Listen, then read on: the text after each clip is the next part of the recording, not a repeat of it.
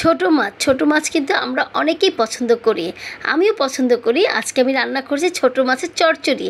তো বন্ধুরা, আপনারা দেখুন আজকে আমি কিভাবে ছোট মাছের চচ্চড়ি রান্না করব, সেটা আমি আজকে আপনাদেরকে একটু দেখিয়ে দিব। হ্যালো ফ্রেন্ডস, আসসালামু আলাইকুম। কেমন আছেন আপনারা সবাই? আলহামদুলিল্লাহ আমি ভালো আছি। ছোট্ট একটি ব্লগ নিয়ে চলে আসলাম আপনাদের মাঝে। আজকে রান্না হবে বেগুন দিয়ে ছোট মাছের চচ্চড়ি। এটাকে বলে কাচকি মাছ। কাচকি মাছের চচ্চড়ি খেতে কিন্তু অসাধারণ লাগে। গরম গরম ভাতের সাথে কাচকি মাছের চচ্চড়ি হলে আর কি লাগে, তাই না বন্ধুরা? তো ঝটপট করে রান্না করে ফেলবো আমি আজকে এই রেসিপিটা। তো অনেকে আসলে নতুন গৃহিণীরা আছেন যারা অনেকে রান্না করতে জানেন না, তাদের উদ্দেশ্যে আমি এই রান্নাটা করছি যে তারা কিভাবে ঝটপট করে এই ছোটো মাছটা রান্না করতে পারবেন। তো বন্ধুরা দেখে নিয়েছেন যে আমি বেগুনটা কিভাবে কেটেছি, একদম একটু পাতলা পাতলা করে লম্বা লম্বা করে কেটে নিয়েছি। এর মধ্যে কিন্তু আমি পেঁয়াজ কুচি দিয়ে দিচ্ছি। পেঁয়াজ কুচি দেওয়ার পরে কিন্তু আমি এখানে মশলা অ্যাড করে দিব।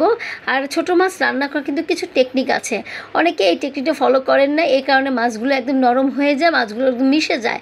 তো আমার এই ভিডিওটা যদি আপনার টেকনিকটা ফলো করেন তাহলে কিন্তু অবশ্যই আপনার রান্নাটা খুবই মজা হবে এবং খুবই সুন্দর হবে, সুস্বাদু হবে। তো আমি মশলাগুলো দিয়ে দিয়েছি এবং তেল তো অবশ্যই দিতে হবে, দিয়ে আমি নিজের হাতে মেখে নিচ্ছি। অনেকে বলবেন যে আপু হাতে মাখাচ্ছেন, হাতে মাখা তো ভালো না, আপনি গ্লাভস পরেন, এটা সেটা অনেকে অনেক কথা বলবে, কিন্তু আমি কিন্তু হাতে মেখেই পছন্দ করি বেশি।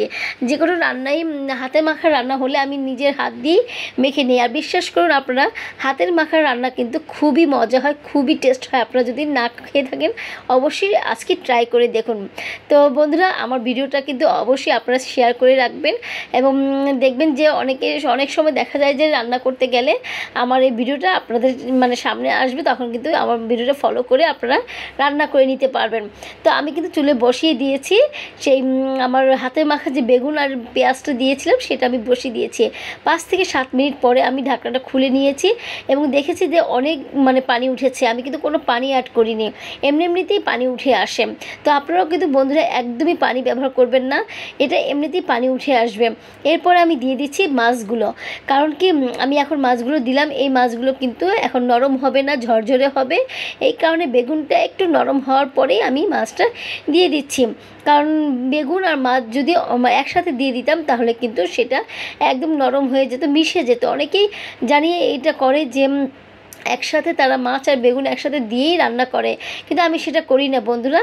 আপনারা একটু ফলো করে দেখবেন যে এটা আমার এই রেসিপিটা একটু ফলো করলে দেখবেন যে আপনারা এই মাছ আর বেগুন যদি আলাদা আলাদা একটু দেন তাহলে কিন্তু তরকারিটা একদম ঝরঝরে হবে, খেতে কিন্তু অনেক মজা লাগবে।